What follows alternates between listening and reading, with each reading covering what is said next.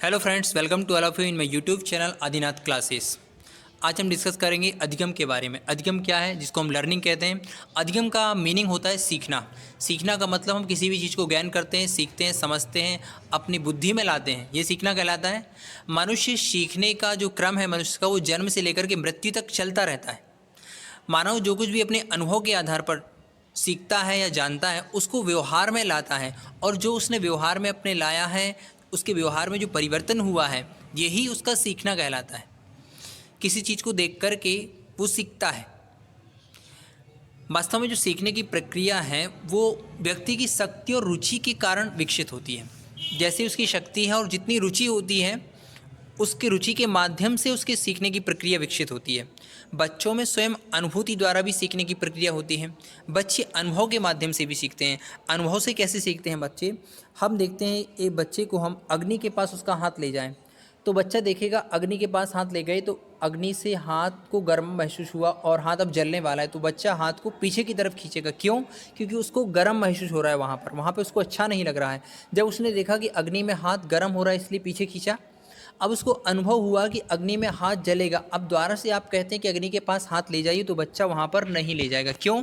क्योंकि इसको मालूम है कि अग्नि में हाथ लगाएंगे तो हाथ जलेगा। तो अनुभव ने उसको सिखाया है। अधिगम की जो प्रक्रिया है सदैव एक समान नहीं रहती।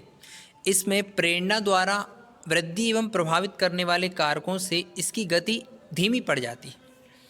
वुडवर्थ के अनुसार देखें तो वुडवर्थ ने कहा है, नवीन ज्ञान और नवीन प्रतिक्रियाओं को प्राप्त करने की प्रक्रिया सीखने की प्रक्रिया है। नवीन ज्ञान और नवीन प्रतिक्रियाएं, इनको प्राप्त करने की जो प्रोसेस है, यही लर्निंग प्रोसेस है। क्रो एंड ट्रू मनोवैज्ञानिक हुए, उन्होंने कहा सीखना आदतों, ज्ञान और अभिवृत्तियों का अर्जन है। सीखना क्या है? आदत, ज्ञान और अभिवृत्ति, तीन चीज़ों को अर्जित करना, ये सीखना है। स्किनर ने कहा है सीखना व्यवहार में उत्तरोत्तर सामंजस्य की एक प्रक्रिया है। उत्तरोत्तर सामंजस्य करना, एडजस्टमेंट करना, ये जो प्रक्रिया है इसको ही सीखना कहते हैं। तो अलग अलग मनोवैज्ञानिक हुए हैं, उन्होंने अपनी अपनी अलग अलग ढंग से परिभाषा दी है, लेकिन कॉमन हम डेफिनेशन देखें अगर, तो व्यवहार में जो परिवर्तन आता है यही सीखना कहलाता है। अनुभव के माध्यम से हो या रुचि के माध्यम से हो या फिर अन्य कोई कारक हैं जो अधिगम को प्रभावित करते हैं, उनको भी हम अभी आगे डिस्कस करेंगे। तो पहले देखते हैं अधिगम की विशेषता क्या है, सीखने की विशेषताएँ क्या हैं। तो ये जो बॉक्स में हमने लिख रखी है यहाँ पर सीखने की विशेषताएँ हैं। सीखना सार्वभौमिक है। सीखना क्या है? सार्वभौमिक होता है। सीखना अनुभवों की नवीन व्यवस्था है। अनुभव के माध्यम से हम सीखते हैं किसी भी चीज़ के लिए। सीखना क्या है? वातावरण में क्रियाशीलता की उपज है।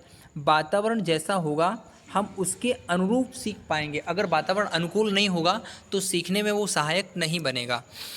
सीखना समायोजन है। सीखने में समायोजन बहुत ज़्यादा करना पड़ता है हमें। जीवन भर चलने वाली एक सतत प्रक्रिया है। ये क्या है? सतत है, जीवन भर चलती है। सीखना व्यवहार में परिवर्तन है। शिक्षण अधिगम जो होता है, सीखना है, इसके 5 अंग है। शिक्षण अधिगम की प्रोसेस के 5 अंग होते हैं। पहला अंग है शिक्षार्थी, जिसको हम विद्यार्थी कहते हैं, स्टूडेंट है। दूसरा अंग है शिक्षक। शिक्षक शिक्षण देने वाला, जो सिखाएगा, एक सीखने वाला और एक सिखाने वाला। पाठ्य पुस्तक, जिसके माध्यम से बच्चे सीखते हैं, वो पाठ्य पुस्तक, बुक्स, सामग्री, ये सब पाठ्य पुस्तक है। शिक्षण विधि, किस टेक्निक से अध्ययन करेंगे, किस टेक्निक से बालक सीखेगा, वो शिक्षण विधि, मेथड। और शिक्षण अधिगम, और जो शिक्षण का अधिगम है, सीखना है, और जो टीचिंग का मटेरियल सीखना, तो ये सारी 5 जो पॉइंट हैं, ये 5 अंग होते हैं जो शिक्षण अधिगम की प्रक्रिया के प्रमुख अंग कहे जाते हैं। अब देखें कि शिक्षण अधिगम को प्रभावित करने वाले कारक कौन कौन से हैं। वे सारे कारक जो शिक्षण अधिगम को प्रभावित करते हैं, जिनके माध्यम से शिक्षण अधिगम या सीखना प्रभावित होता है। तो अलग अलग मनोवैज्ञानिकों ने अपने अकॉर्डिंग इसके पॉइंट्स बताए हैं। तो कुछ कॉमन पॉइंट हैं जो मैंने यहाँ पर नोट किए हैं, जो एग्जाम पॉइंट ऑफ व्यू से इम्पोर्टेंट है आप सभी के लिए। तो पहला पॉइंट है यहाँ पर, बालक का शारीरिक व मानसिक स्वास्थ्य। प्राय देखा जाता है बालक अगर मानसिक और शारीरिक दोनों रूप से स्वस्थ है तो फिर वो अध्ययन अच्छी तरह से कर पाएगा, वो प्रॉपर वे में सीख पाएगा। अगर वो स्वस्थ नहीं है तो फिर सीखने में उसको कमजोरी महसूस होगी, अच्छे से पढ़ने में उसको मन नहीं लगेगा, रुचि पैदा नहीं होगी। अस्वस्थ मानसिकता वाला बालक सीख नहीं पाएगा। शारीरिक रूप से अगर वो थका हुआ होगा तो फिर उसका पढ़ने में, सीखने में मन नहीं लगेगा। परिपक्वता, एक प्रमुख कारक होता है। जैसे जैसे बच्चे की आयु बढ़ती जाती है वैसे वैसे उसमें परिपक्वता आती जाती है और परिपक्वता का स्तर भी बढ़ता जाता है। तो मानसिक और शारीरिक रूप से जितना परिपक्व होगा, सीखने की गति भी उतनी ही बढ़ती जाएगी। इसके विपरीत अगर आयु और परिपक्वता के अनुरूप अधिगम सामग्री जो है वो बढ़ती नहीं है, घटती है, तो अधिगम सामग्री ग्रहण करने में कठिनाई होती है फिर। तो परिपक्वता भी जो मैच्योरिटी है ये भी डिपेंड करती है, ये सीखना इसके ऊपर भी डिपेंड करता है। सीखने की इच्छा एक मेजर पॉइंट यहाँ पर है। सीखने की इच्छा, बच्चे के अंदर जब तक इच्छा नहीं होगी, डिज़ायर नहीं होगी उसको सीखने की किसी भी चीज़ को, तब तक हम उसको सिखा नहीं सकते। उसका मन नहीं होगा तो फिर नहीं सिखा पाएंगे। आप उसको किसी चीज़ को हम थोपें उसके ऊपर तो फिर ये ठीक नहीं होता है। उसका मन होना जरूर, उसकी इच्छा जागृत की जाती है बच्चे के अंदर। बच्चों के अंदर प्रबल इच्छा होना चाहिए सीखने की। अगर इच्छा नहीं है तो उसको इच्छा को जागृत करने का हम प्रयास करें। प्रेरणा, मोटिवेशन, बच्चों को प्रेरित करें पढ़ने के लिए, सीखने के लिए। प्रेरणा का होना बहुत ज़रूरी है। उसकी प्रशंसा करें, उसको प्रोत्साहन करें, नई नई प्रतियोगिताओं के माध्यम से सिखाएं। प्रेरणा दो तरह की होती है, बाह्य प्रेरणा और अभ्यंतर प्रेरणा। बाह्य प्रेरणा जो टीचर के माध्यम से बाह्य रूप से कोई मोटिवेशन देता है, काउंसलिंग कराते हैं हम, वहाँ से मोटिवेशन मिलता है हमारे लिए, ये बाह्य प्रेरणा है। सेल्फ मोटिवेशन आंतरिक प्रेरणा होती है, ये अंदर से जागृत होती है। किसी सफल व्यक्ति को देख करके हमारे अंदर से भाव उत्पन्न होता है कि हम भी उसके समान सफल व्यक्ति बने या फिर उससे अच्छे सफलतम श्रेष्ठ व्यक्ति बने। तो ये जो अंदर से भाव जागृत हुआ है मन, तो ये मन ने जो कहा ये हमारा सेल्फ मोटिवेशन है, ये अभ्यंतर प्रेरणा है। ये दोनों बालक के अंदर होनी चाहिए, तभी फिर वो अपने लक्ष्य को प्राप्त कर पाता है। विषय सामग्री का स्वरूप, जो हम बच्चे को पढ़ा रहे हैं वो विषय सामग्री प्रॉपर होनी चाहिए, बुद्धि, रुचि और अभिक्षमता के अनुरूप होना चाहिए। बालक की जो बुद्धि है उसके अनुरूप विषय सामग्री को हम उसके सामने प्रेजेंट करें, उसकी रुचि के अनुसार, जिससे वो अच्छी रुचि लेकर के बालक उस विषय सामग्री को पढ़ सके और जल्दी इजी वे में उसको समझ सके, अंडरस्टैंड कर सके। तो सामग्री, विषय सामग्री रुचिपूर्ण होनी चाहिए।